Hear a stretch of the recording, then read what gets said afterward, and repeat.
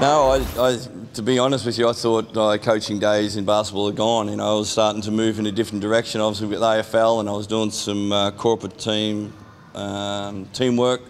with Team Effect, and I thought that was the path to the journey. And got a phone call from Nick to come over to interview. So yeah, it's been a pretty good journey so far. Another championship to come, perhaps. That's obviously the goal, and pretty happy with the decision. Yeah, it's been a great decision. Obviously, Perth's a great place, and the organisation have supported us all the way through. And it's good to go to a club that gets it and supports you, and you put a vision in place. And we've been very fortunate the last couple of years with the championships. Do you consider yourself a Perth person? What stage do you? Yeah, I am now. My wife tells me not moving anywhere, so I better win some games to stay here. So, yeah. I don't think I'm a Perth person just yet. I think it's 10 years, isn't it? So maybe after 10 years I become a resident. Coached for a long, long time. How are you different as a coach from this experience compared to all the other times? I'm not as angry. Yeah, I was young and angry and determined still there. It's just there's a lot of different ways to skin a cat, so to speak. And after you mature a little bit, there's different ways. And before it was my way or the highway. Now it's probably a bit better for the players to be around than I was in the early days. Winning helps? Yeah, so winning does help, and it helps when you have good players too that can, finish the plays. I've been blessed with great players, not only in Perth but everywhere I've gone, so hopefully that continues. Living in Sydney, what do you see as the keys? Tomorrow night, playing twice this weekend. Yeah, well, obviously the two MVPs are Randall and Lish back in the lineup. We haven't played against Lish the last couple of games, but he certainly brings that energy back in there. He's a great competitor, and they're still super talented. They just haven't clicked, but they're getting rid of Tyler, so hopefully we can do some work with that. Your experience with teams like this, where you see such a talented list, what are some of the things that normally are going on that doesn't make it click?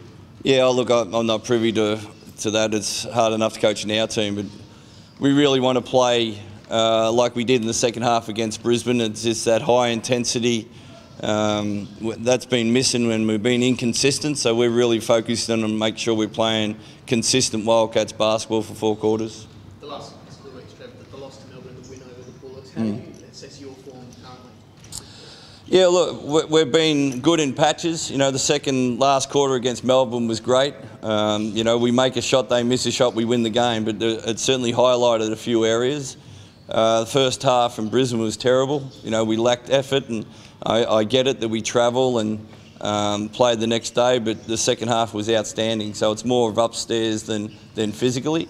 So, we've got to lock in and focus of making us the best team that we can, and our concentration levels have got to go up. JP said after the game, you're almost battling yourselves in a sense. You've been battling all season where you're getting away from this Wildcats basketball. How do you guard against that? How do you coach that? Yeah, and especially at home too. We've lost the last couple of games at home. That's we normally play at a high rate all the time, and that's we get respect and throughout the league. And I don't think we've done that the last month consistently. So we have to get back to number one, is playing as hard as we possibly can.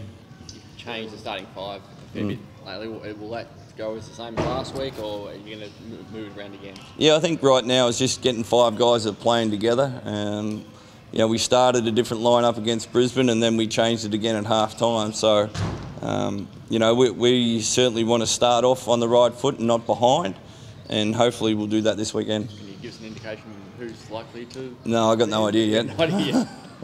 No, we'll play. We'll poke around for it, but we want to certainly start in a good fashion. Are they training for spots in that 5 at the moment? Are they unaware that you're going to mix it up a bit? I don't think it's obviously players want to start, but it's not crucial in my outlook. It's who finishes the game is more important. I think Derek came off the bench and he finished the game, so it was whoever's got it going is going to play major minutes. Fitness update, anyone in Cotton Wall? Oh look, I think if Greg gets through today, he should be all clear. If he gets cleared from the medical staff, he had a good session yesterday, first one he got through, so if he gets through today, he'll play. How significant is that for you to get the energy that he provides and the leadership as well? Yeah, without a question. We've missed that spark off the bench, and we've had that last couple of weeks with Dexter, came off the bench and really performed, but Greg's been consistent for a number of years doing that, and hopefully he can provide that this weekend. You chatted to the team today about the past. Can you give an indication about who you spoke about and what you sort of said? Yeah, it was just the heritage round, and we talked about what it was like in 1982 with the team. They weren't professional at all. They had jobs to come to play, and then we just individualised a couple of guys that jerseys retired, and I talked about Scott Fenton and how that accident happened when he was 24 years old, and most of these guys weren't born when that happened.